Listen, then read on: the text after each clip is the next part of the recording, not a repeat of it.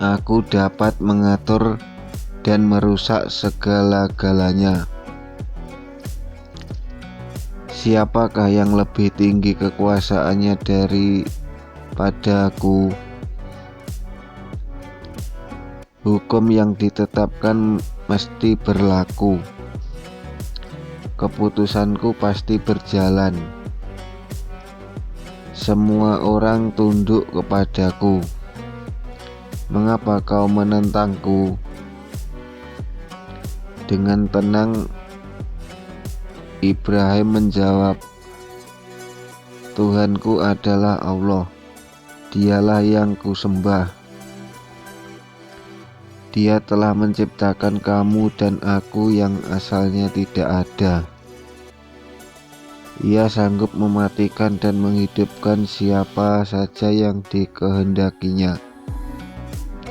Ia adalah pencipta langit dan bumi. Raja Namrud menyanggah jawaban Ibrahim itu dengan pendapatnya yang konyol. Aku juga menghidupkan dan mematikan.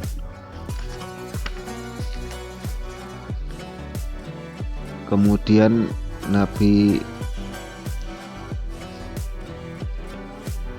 Raja Namrud mengambil pedang. Salah seorang dari budak dipenggal lehernya sampai mati. Seorang lagi dibiarkan hidup. Lalu Namrud berkata, begitulah caranya aku menghidupkan dan mematikan.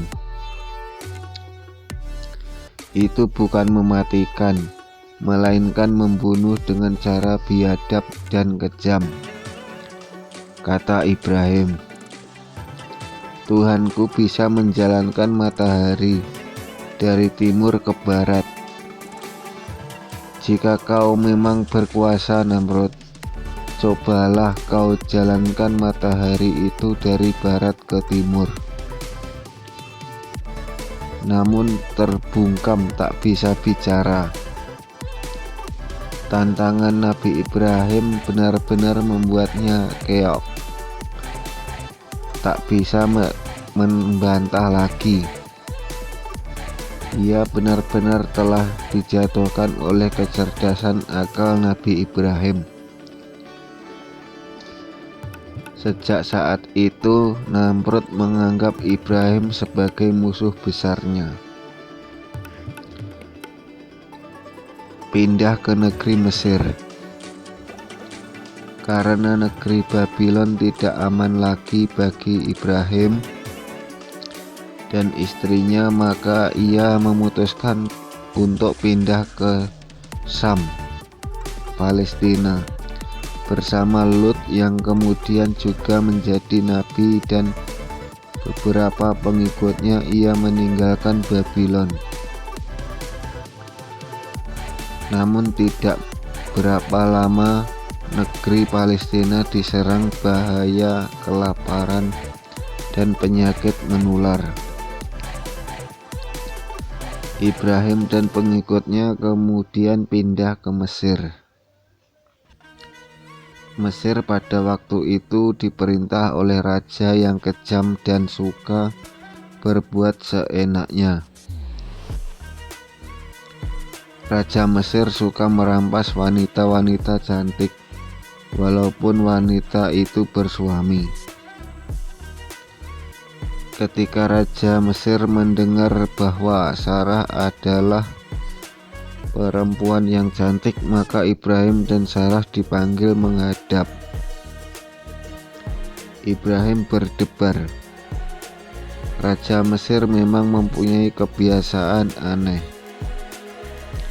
yaitu merampas istri orang yang berwajah cantik sekedar untuk menunjukkan betapa besar kekuasaannya. Tak seorang pun berani menghalangi perbuatannya. Setelah menghadap Raja Mesir, ia ditanya, siapakah perempuan itu? Saudaraku, jawab Ibrahim. sengaja ia berbohong. Sebab jika ia berkata terus terang, tentu ia akan dibunuh Raja Mesir dan istrinya akan dirampas. Perbuatan Ibrahim ini menjadi kaidah. Boleh berbohong dalam keadaan terdesak dan terancam bahaya. Nabi Ibrahim dan istrinya boleh tinggal di istana.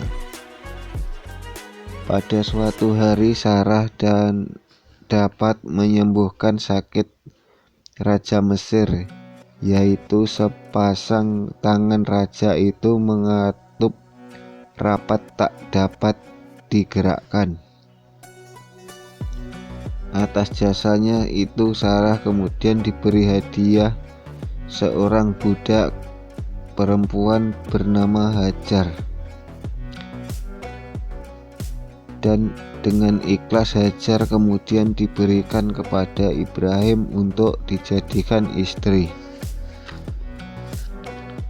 Di Mesir, Ibrahim dapat hidup tentram dan makmur. Hartanya melimpah ruah. Justru ini menjadikan iri hati bagi penduduk asli Mesir. Maka Ibrahim kemudian memutuskan kembali ke Palestina. Sejak saat itu Palestina dijadikan tempat tinggalnya, dijadikan tanah airnya, dan dijadikan tempat untuk menyembah Allah.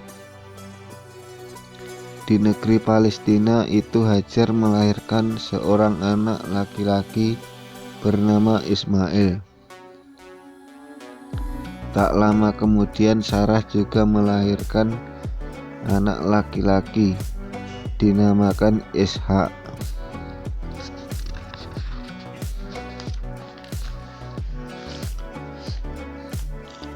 Kisah Nabi Lut alaihissalam.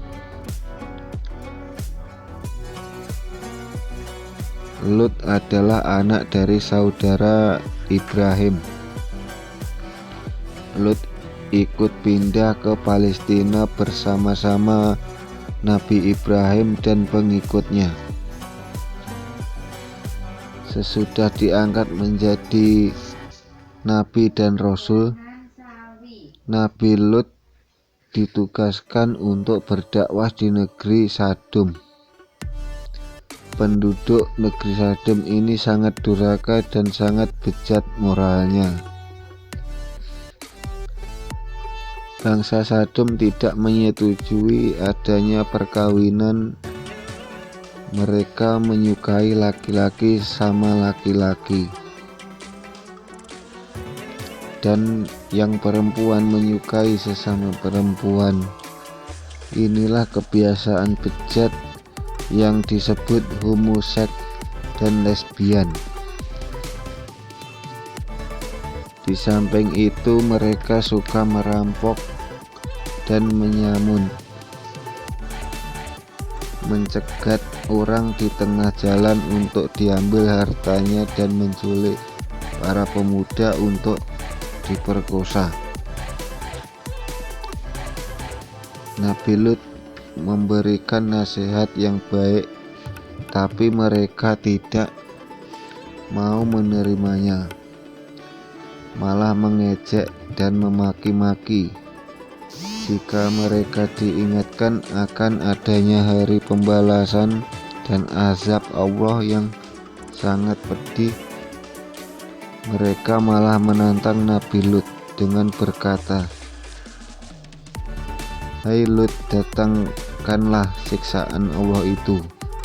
Hai Lut, sekiranya kau orang yang benar." Pada suatu hari ada 3 tamu lelaki datang ke rumah Nabi Lut. 3 lelaki itu berwajahnya tampan dan gagah perkasa.